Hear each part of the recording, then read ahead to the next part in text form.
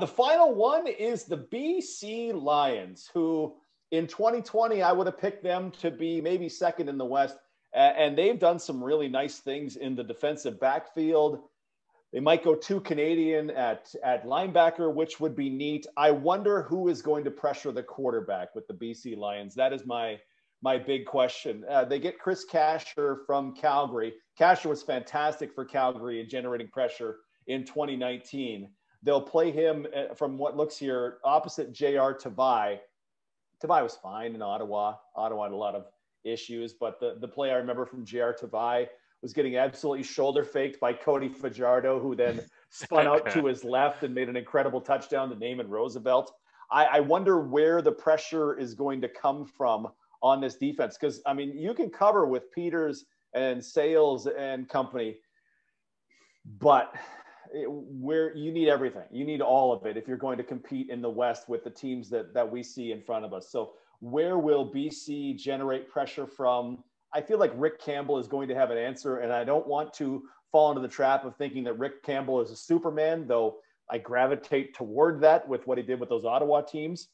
But my question is who's getting quarterback pressure in BC? Sean Lemon off to Edmonton. Yeah, absolutely. And for myself, like I look at what BC did with their offensive line group, and they didn't overhaul a lot. I mean, there wasn't a whole lot of it. I think it's because they found some effective play down the stretch of 2019, and they think that they can. But again, Hunter Stewart is another year and a half, 2 years older, right? Some of the more veteran guys in that group. So I wonder what that's going to look like. My one big question is just what does Mike Riley look like with a clean pocket? Because we don't know in BC.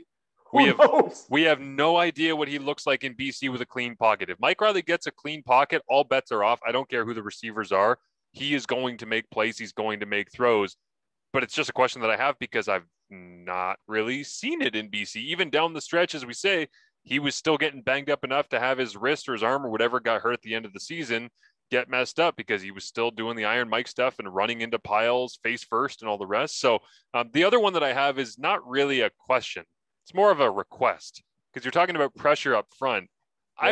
I would request that there's some form of a 3-4 mixed in defensively where we get Ben Claddock alongside Jordan Williams.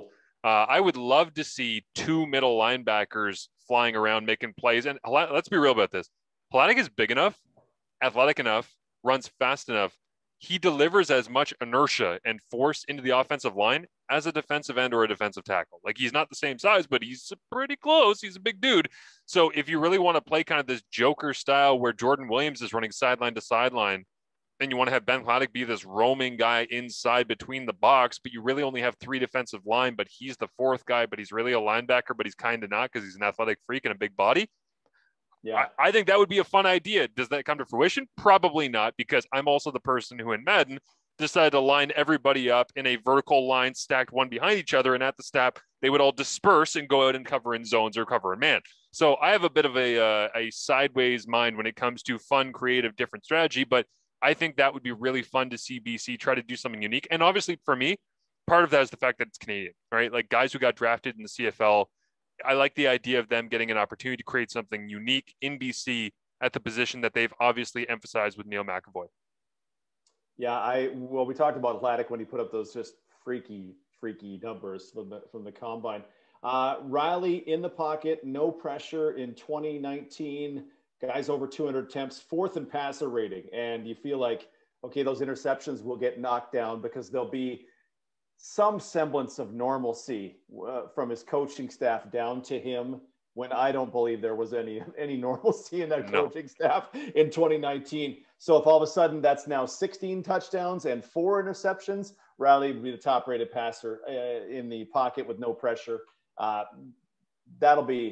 That's the thing that needs to happen in BC, right? Yeah. Is for Mike to allow there were so many times I thought, does he not have somebody to throw to? And you look at the all 24 and go, oh, no, he didn't. Because there's not a route breaking off when he's about to get murdered and nobody's open. And it wasn't open. You're like, okay, that would be a huge plus for Riley this coming season. Marsh, we're talking about actual football strategy and games, and I can't believe we're able to do this. And it's only 50 days away from the season. There's like 7 more of us breaking this down before the season starts. Then we get new stuff to break down.